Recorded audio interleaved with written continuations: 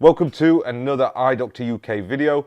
In this video we're going to be taking a look at this Samsung A13 and it's got a broken screen, so we're going to replace it with one of these genuine Samsung service pack parts. As always, I will stick the link for that in the description below where you can buy one of those. I think they're about 40 or 50 quid to buy one of those. Now I'm going to start with the thing I always forget to do first and remove the SIM and memory card. That's going to leave us a little opening just here so that we can get a plastic pick in the gap between the plastic screen bezel and the sort of clamshell chassis back cover, we'll call it. And then you can slide the pick in, roll it around. It does get a bit tight in the corners though. Be careful when you're going around those corners because you need to put a bit of force into it and you might feel like you're going to break it, but you're not. Carrying on down the bottom. Same again on this corner. You need a bit of strength into it so that it pops out. Now when you get to this bit, that button, usually these have a cable connected to them, so just be careful when you get to that button. You don't want to insert the pick too far. And then same again on that corner, a bit of strength to get it away. That should allow it to be released. Maybe a little bit more pick there.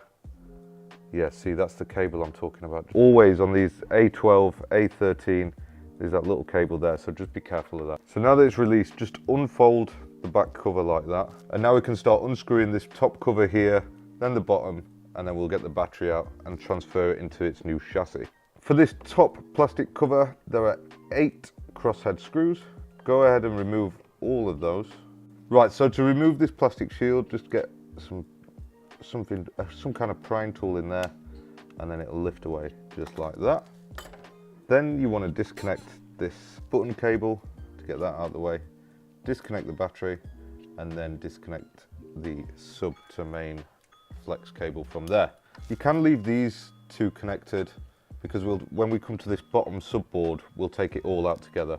And now to release the logic board, there's one screw just on the left of the camera there. Release that and the motherboard should now be freed, like that. Don't take it away just yet, because we're going to get this bottom subboard out first. This bottom subboard is held down by another 8 screws. Go ahead and remove all of those. And then this one is usually clipped on where those little arrows are, so just there. And that will release it, just like that. There's one more crosshead screw just below the flex cable there. Just this display connector to remove now. And then take your tweezers and lift the bottom board free. Remember I said about this red and white coaxial cable before? Just lift that out, still attached. And then you can release the main board all in one. Moving on now to the battery. The easiest way that I've found to get these larger batteries out is by soaking the edges in alcohol, letting it soak for 5 minutes and then using a suction cup to peel the battery away. So now that the battery is removed, we also need to take out this vibration motor down here, and it's stuck down, but with a little bit of force you'll get it out. And now that we're at this stage, we just need to check that everything that we want out of the broken device is out. So the ear speaker, we've got that in both models. The loudspeaker, we've got that. Vibration motor, we've just removed that. So this is ready to start populating with the original stuff. And we can start by reinstalling this vibration motor back into place. And then we'll go for the subboard, reconnect that display cable, and then secure down that single black crosshead screw. We just took the red and white coaxial cable into place, and then move up to the top of the phone now, where there is a couple of little plastic films on there what we need to peel back. One for that heatsink there and one for the front camera there. Once they're out of the way, you can just drop the logic board into place, making sure the front camera's in the right place and that it sits flush. It don't want to be sticking out. Can you see there where it's sticking out a bit? Once we get the screw in, it's going to hold it down. Black screw holds that area down there. I think it was just bouncing a little bit because the volume button flex cable wasn't secured down properly.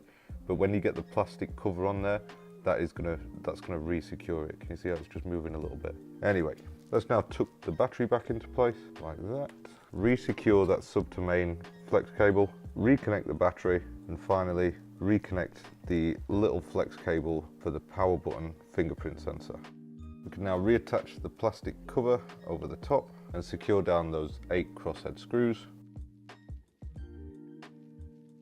And just before we re-secure the plastic onto there, I just want to make sure that the coaxial cables are tucked in properly. Just use a spudger and run it down to make sure that it's pushed in all the way. Then just place the plastic cover over and push it down to secure it. Then finally re-screw in the 8 crosshead screws. Now all we need to do is reattach this back cover.